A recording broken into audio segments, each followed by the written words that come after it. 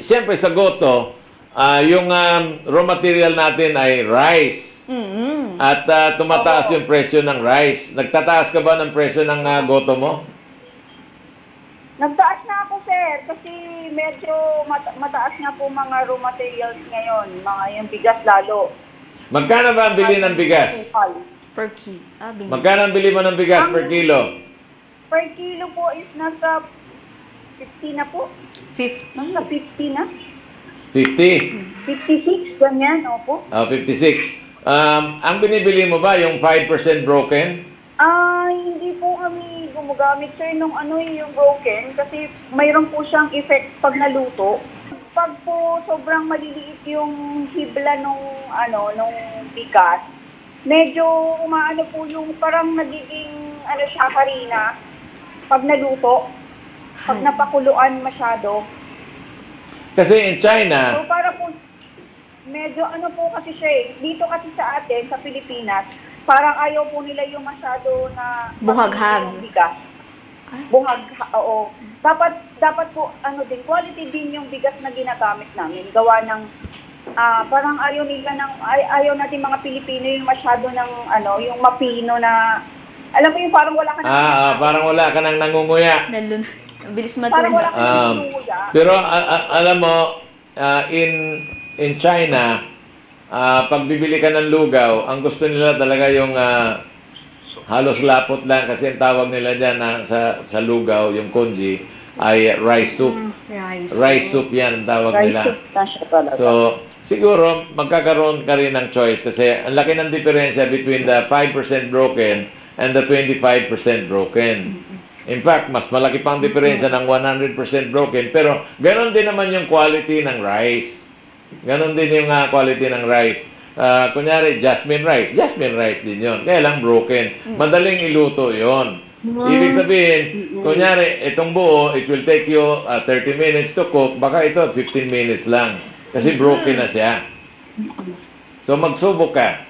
Dahil malaking bagay po yan sa negosyo mo. Makakatipid ka, or kaya kung ayaw mo magtipid, dadamihan mo yung ilalagay mo sa isang cup. Pwede din po, siguro i-mix. Di ba?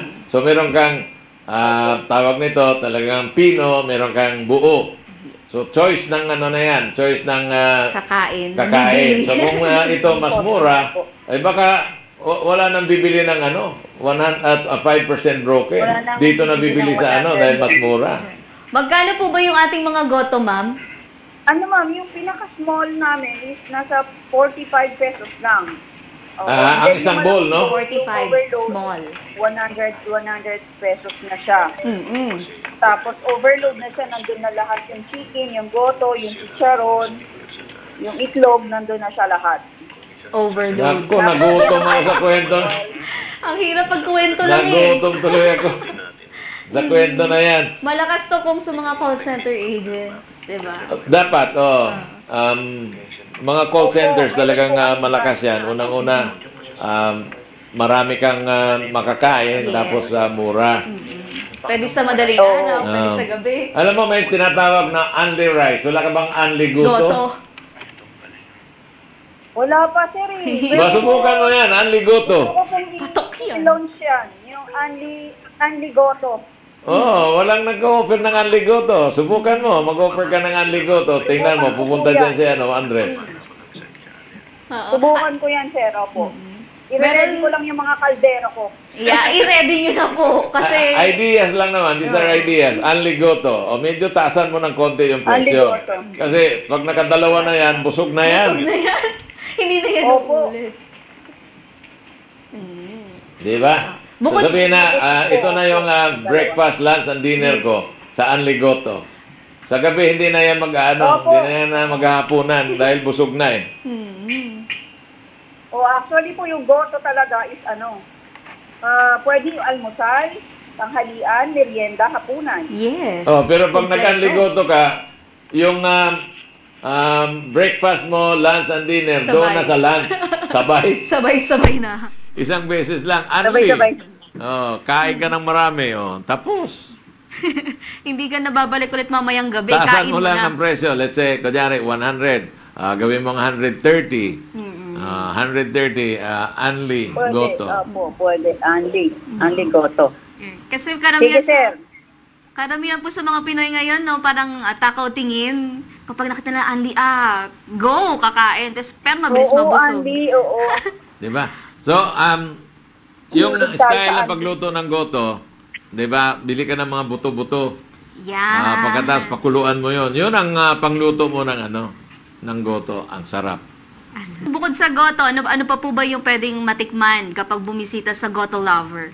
Mayroon pong lumpia. Yung lumpia at saka tokwa baboy. And then yung sungman namin, ma'am. Sarap.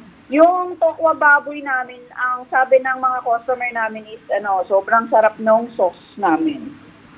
Yung matamis-tamis na yung medyo may suka-suka ng kaonte. Nakuha mo yung Filipino taste. Yung maasim-asim. Yes po. Maasim-asim, Maasim-asim na manamis-tamis. matamis-tamis. Yan ang hinahanap ni Andres na girlfriend, yung maasim-asim, matamis-tamis. Bakit maasim? Pag-asawa po ba, dapat maasim-asim at matamis-tamis pa rin? Dapat, parang... Hindi lang ba pang girlfriend, dapat pang pang asawa. Opo, ayun po, good morning po sa ating lahat. I-invite ko po kayo kumain sa aming gotohan at saka sa aming Be Healthy Lemon. Ang aming pong Goto Lover is open na for franchising. Nationwide po kami, pwede po kami. And then, kontakin nyo lang po ako sa 0917-904-2738. Andito po sa screen. Paki-contact na lang po kami.